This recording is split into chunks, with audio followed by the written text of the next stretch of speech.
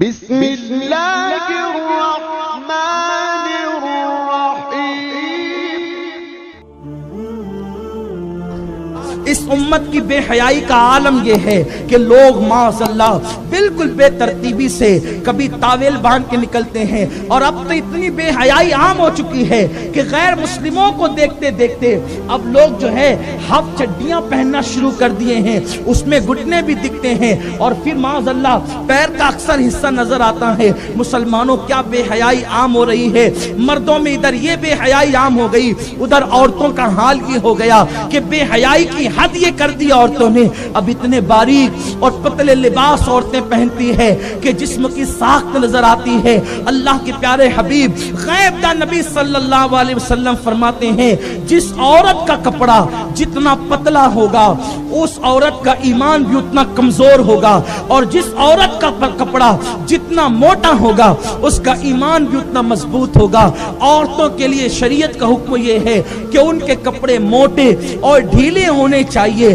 اور عورتوں کا حال یہ ہے کہ عورتوں کے کان بھی نظر نہیں آنا چاہیے، اس لیے کہ کان جو ہے وہ بھی چہرے کا حصہ ہے۔ عورتوں کو چاہیے کہ وہ اپنے کان بھی چھپا کر کے رکھیں، لیکن ہائے کیا لوگوں کو ہو گیا، دین سے دوری کا یہ حال ہو گیا کہ مردوں نے بھی بے حیائی اختیار کی، عورتوں نے بھی، اور اب قوم کی چھوٹی چھوٹی بچیاں اور بچے اپنے ماں باپ کو دیکھ کر وہ بھی بے حیائی کے راستے پہ چل پڑے۔ ہمارے بزرگوں نے فرمایا کہ تم اپنے چھوٹی بچیوں کو بھی چھوٹی آستین کے کپڑے یا پتلے کپڑے نہ پہنایا کرو بچیوں کو، اس لیے کہ بچپن میں جب بچیوں کو عادت پڑتی ہے چھوٹی آستین کے کپڑوں کی یا پتلے کپڑوں کی تو دھیرے دھیرے بڑی ہو کر بھی وہ وہی پہنتی ہے۔ جب چھوٹی آستین کے کپڑے اور پتلے کپڑے یہود و نصارہ نے ایجاد کیے، مارکیٹ میں بیچنا شروع کیا تو سارے مذہب کے لوگوں نے خریدا، مسلمان عورتوں نے نہیں خریدا۔ تو انہوں نے مجلس کی، انہوں نے میٹنگ کی کہ آخر مسلم عورتیں یہ پتلے اور چھوٹی آستین کے کپڑے اور بڑے گلے کے کپڑے کیوں نہیں خریدتی۔ تو اس وقت ان کی میٹنگ میں یہ بات اس نتیجے پہ پہنچی، دراصل مسلمانوں کو بچپن ہی سے بیٹیوں کو بڑے کپڑے اور بڑی آستین کے کپڑے اور موٹے کپڑے پہننے کی عادت ہے، تو وہ جوان ہو کر اب یہ کپڑے نہیں پسند کرتی۔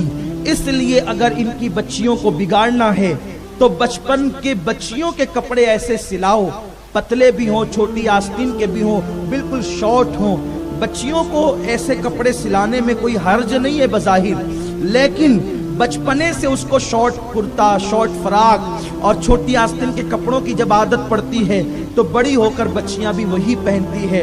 اس لیے اگر بچپن سے ہم اپنی بچیوں کو فل آستین کے کپڑے سلائیں، موٹے کپڑے سلائیں تو ان کو بچپنے سے عادت پڑے گی، اور جب وہ جوان ہوگی کہ شریعت کے احکامات جب اس پر نافذ ہوں گے تو پھر وہ پتلے کپڑوں کو پسند نہیں کرے گی، وہ چھوٹی آستین کے کپڑوں کو پسند نہیں کرے گی۔ میں نے شریعت کا مسئلہ پچھلے دنوں بھی بتایا تھا، آج بھی بتاتا ہوں کہ شریعت کی تاکید تو اتنی ہے حیا کے حوالے سے کہ کوئی لڑکی اگر جوان ہو جائے تو اپنے کوہنیوں کے اوپر کا حصہ بھی وہ بلا عذر شرعی اپنی ماں کو نہیں دکھا سکتی۔ اب میرے بھائیوں بتاؤ، تو جب وہ اپنی ماں کے سامنے بہت چھوٹی آستین کے کپڑے پہن کر نہیں جا سکتی تو وہ عام لوگوں کے سامنے پہن کر کیسے جا سکتی ہے؟ اسلام حیا کا مذہب ہے، اسلام پارسائی کا مذہب ہے۔ آقا علیہ السلام نے جو عورتیں پاجامہ یعنی شلوار پہنتی ہے ان عورتوں کے لیے حضور نے رحمت کی دعا کی کہ جو عورتیں یعنی کہ پاجامہ چھوٹی جو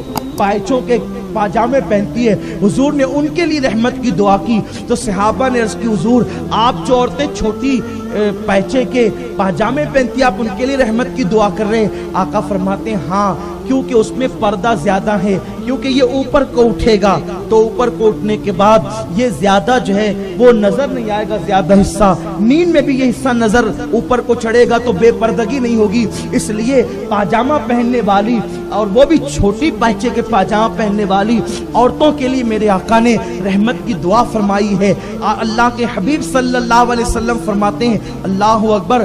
بلکہ ایک بات یہاں آئی ہے تو آخر میں عرض کر دوں، یہ کپڑے پاجامے کرتے یہ تو اپنی جگہ ہے، حدیث پاک میں آتا ہے کہ جب تک عورت سر پہ دوپٹے ڈالی رہتی ہے اس کے گھر میں رحمت کے فرشتے آتے ہیں، اور جیسے ہی وہ اپنے سر سے دوپٹہ ہٹا لیتی ہے تو اس کے گھر سے رحمت کے فرشتے چلے جاتے ہیں۔ علامہ اسماعیل حقی رحمت اللہ تعالی علیہ روایت لکھتے ہیں کہ جب ابراہیم علیہ السلام کو نمرودیوں نے آگ میں ڈالنا چاہا تو منجنیق بنائی۔ منجنیق وہ ایک آلہ تھا، اس کا رسے سے اس کو کھینچا جاتا تھا، اور جب رسہ چھوڑ دیا جاتا تھا تو جا کر کے وہ جو چیز ہوتی تھی اس پہ لگتا تھا، اور وہ چیز دور جا کر کے گرتی تھی، اس کو منجنیق کہتے ہیں۔ ٹھیک ہے، تو نمرودیوں نے بھی منجنیق بنائی، روزانہ پریکٹس کے طور پہ کھینچتے تھے تو وہ رسہ کھینچاتا تھا۔ اب ان لوگوں نے ابراہیم علیہ السلام کے کپڑے کرتے کو اتارا، اور اتار کر ابراہیم علیہ السلام کو منجنیق پہ بٹھا دیا کہ رسہ جیسے کھینچیں گے، کھینچ کے چھوڑیں گے تو ابراہیم کو وہ پٹکا جا کے لگے گا اور وہ سیدھا جا کر کے آگ میں پہنچ جائیں گے۔ اب ان لوگوں نے خوب پریکٹس کر لی، لیکن جب ابراہیم علیہ السلام کو لا کے بٹھایا، اب جو رسہ کھینچنا چاہتے ہیں رسہ، تو ان سے رسہ کھینچا نہیں جاتا۔ کیوں نہیں کھینچا جاتا تھا رسہ؟ اس لیے کہ فرشتے رونے لگے، اللہ تیرا ابراہیم جو تیری محبت میں قربانیاں ہی دیتا آ رہا ہے، آج وہ آگ میں جلے گا۔ اللہ نے فرمایا جاؤ، میں تمہیں اجازت دیتا ہوں، اگر تم اس کی مدد کر سکتے ہو تو کرو۔ تو رحمت کے فرشتے آئے، اور جو رسہ نمرودی کھینچ رہے تھے، فرشتوں نے دوسری طرف سے اس کو کھینچنا شروع کیا۔ تو اب فرشتوں کی طاقت کے آگے تو ان کی طاقت فیل ہو گئی، تو رسہ ان سے کھینچاتا نہیں تھا۔ یہ پسینے پسینے ہو گئے، تنگ آ گئے کہ کل تک کھینچانے والا رسہ، بلکہ ابراہیم علیہ السلام کو بٹھانے سے پہلے تک کھینچانے والا رسہ اب ان سے کھینچا نہیں جاتا۔ تو شیطان جو ہے ایک بوڑھے کی شکل میں آیا، لمبی سی داڑھی، خوبصورت سی پگڑی اور چادر ڈال کر عصا لے کر کے چلا آ رہا ہے۔ لوگوں نے دیکھا، کہہ رہے یہ تو بڑا خوبصورت نیک آدمی نظر آتا ہے۔ وہ آیا اور آنے کے بعد کہا، لوگوں کیا تکلیف ہے تمہیں، کیا پریشانی ہے؟ تو انہوں نے کہا، شیخ اے بزرگ، پریشانی یہ ہے کہ تھوڑی دیر پہلے تک یہ رسہ کھینچ رہے تھے تو کھینچا رہا تھا، اور ابھی نہیں کھینچاتا رسہ۔ ابراہیم کو بٹھا دیا تو نہیں کھینچاتا۔ شیطان کا جو سب سے دلچسپ عنوان ہے وہ نبی کی بے ادبی اور گستاخی ہے۔ اس لیے دنیا میں جو بھی نبی کا بے ادب ہوگا، کتنے بھی اچھے کپڑے ہو، کتنی بھی اچھا امامہ ہو، کتنی بھی خوبصورت داڑھی ہو، کیسا بھی عصا ہو اس کے پاس، جبہ کتنا خوبصورت ہو، اگر ہے نبی کا بے ادب تو وہ ہے شیطان۔ شیطان کی پہچان ہی ہے۔ تو شیطان آیا کیسے؟ بزرگ بن کے۔ ایک بات آپ کے سمجھ میں آتی ہے، دیکھو کبھی آپ کو پتا چلا یہ شیطان رہتا کہاں ہے؟ آپ بخاری اٹھا لیں، مسلم اٹھا لیں، ترمذی اٹھا لیں، ابن ماجہ اٹھا لیں، نسائی اٹھا لیں، تفاسیر ابن عباس سے لے کے صاحب نعیمی تک، کوئی مفسر یا کوئی محدث شیطان کا محلہ آپ کو نہیں بتا سکتا کہ وہ کہاں رہتا ہے۔ کیوں؟ اس لیے کہ وہ ہر جگہ رہتا ہے نا بھائی، بولو، ہر جگہ رہتا ہے۔ اچھا شیطان دو چار ہے کہ ایک ہی ہے؟ اب میں تقریر نہیں کرتا کیونکہ اب گفتگو تو ختم ہی ہونی ہے، لیکن میں آپ سے پوچھتا ہوں، آپ بتائیں شیطان ایک ہے کہ کئی ایک ہے؟ بولو بھائی، ایسے بولو گے یعنی میں نے 50 منٹ 55 منٹ بولا، اس کی کوئی قدر ہی نہیں ہے، آپ دو جملے نہیں بول سکتے۔ سب متفق ہے ایک ہے۔ اچھا کتنے لوگ متفق ہے؟ ذرا ہاتھ اٹھائے تو ایک ہے، باقی لوگ 2 4 ہے، 6 8 ہے، 50 60 ہے۔ بولو بھائی ایک ہی ہے نا شیطان، تو اٹھاتے کیوں نہیں ہاتھ؟ میں پھنساؤں گا تھوڑی نا آپ کو، شیطان ایک ہی ہے نا۔ بولو بھائی ایک ہی ہے شیطان۔ اچھا شیطان اللہ کا محبوب ہے کہ مردود ہے؟ بولو، ارے زور سے آواز آ جائے، مردود ہے۔ پھر حدیث پاک، بچہ پیدا ہو تو کچوکے مارنے آتا ہے، ایک وقت میں 50 جگہ بچہ پیدا ہو، शैतान एक तो कच्चों के मारने भी आया, जब रूह निकलती है तो बहकाने आता है, पैदाइश के वक्त भी हाजिर, पैदाइश के वक्त भी हाजिर, मौत के वक्त भी हाजिर, मरने वालों को भी बहका रहा है, सवाल और जवाब कब्र में हो रहे हैं वहां भी हाजिर, उन्हें भी बहका रहा है, नमाज हो रही है वसवसा डालने के लिए आ गया, उन्हें भी बहका रहा है। बोलो नमाज कब होती है? एक मिनट ऐसा नहीं है दुनिया में कि जब नमाज ना हो रही हो। बोलो है? नहीं। हिंदुस्तान में फजर हो रही है, अमेरिका में इशा हो रही है,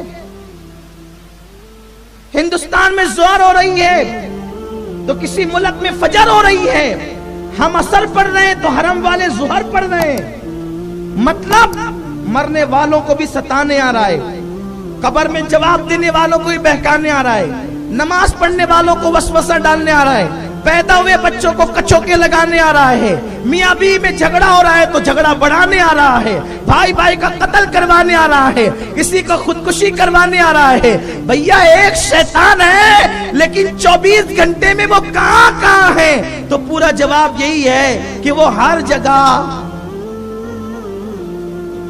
आगे का आप बोल देना, हर जगह। तभी तो लड़ाने जा रहे हैं। मैं समझ नहीं पाया आप किस नबी का कलमा पढ़ते हैं और किस तरह कलमा पढ़ते हैं। अरे जो शैतान मरदूद है, निकाल दिया गया है, मेरे अल्लाह जब उसको इतनी ताकत दे सकता है कि वो हर जगह मौजूद रहे, बहकाने के लिए, लड़ाने के लिए, सताने के लिए, परेशान करने के लिए, जब मरदूद को मेरा अल्लाह इतनी ताकत दे सकता है तो नबियों का इमाम जिसको महबूब बनाया उसको कितनी ताकत देगा। बात तो अल्लाह की ताकत देने की है। आप कहते हैं नबी कहां है, मैं कहता हूं नादान पहले ये बता शैतान कहां है। जब मेरा अल्लाह दुश्मन को इतनी ताकत दे सकता है तो यारों को कितनी ताकत देगा, यारों को कितनी कुव्वत देगा। इसलिए याद रखना, हदीस पढ़ो, कुरान पढ़ो, किसी के बहकावे में नहीं आओ। और हम जो बात कहते हैं उसके पीछे दलील रखते हैं। अगर आपको कोई मौलाना साहब कह दे कि 2 शैतान है तो जरा मेहरबानी करना मुझे भी बता देना और हदीस का हवाला भी लेकर के आना, हमारे इल्म में भी इजाफा हो जाएगा कि दूसरा शैतान कहां पैदा हुआ, दूसरा शैतान कहां पैदा हुआ हमारे इल्म में। क्योंकि शैतान जो था वो जन्नत से निकाला गया था, वो एक ही है। अब जो कहे दूसरा है तो वो जरा ये भी बता दे कि वो किस शहर में पैदा हुआ, किस मोहल्ले में पैदा हुआ और कहां कहे, तो हमारे इल्म में भी इजाफा होगा। रही बात जिसका जिक्र इब्लीस का कुरान में आया है, जिसे शैतान कहा गया है, जो पढ़ते हैं औज़ु बिल्लाहि मिनश शैतानिर रजीम, वो शैतान एक ही, अपना इल्म यही है, यही कुरान और हदीस है। लेकिन बहरहाल तो बात ये थी कि वहां शैतान पहुंच गया। यही बात आप भूल तो नहीं गए ना, यही बात चल रही थी। वहां शैतान पहुंच गया। क्या बात है? कई इब्राहिम को हम आग में डालना चाहते हैं, रस्सा खिंचाता नहीं। उसने कहा मुझे मालूम है ये रस्सा कैसे खिंचाएगा। कल लाओ 4-6 औरतों को, कुछ औरतों को लाओ, 4-6 10-12 औरतों को लाओ। औरतें लाई गई। कई औरतों को कहे कि अपना दुपट्टा हटा लें।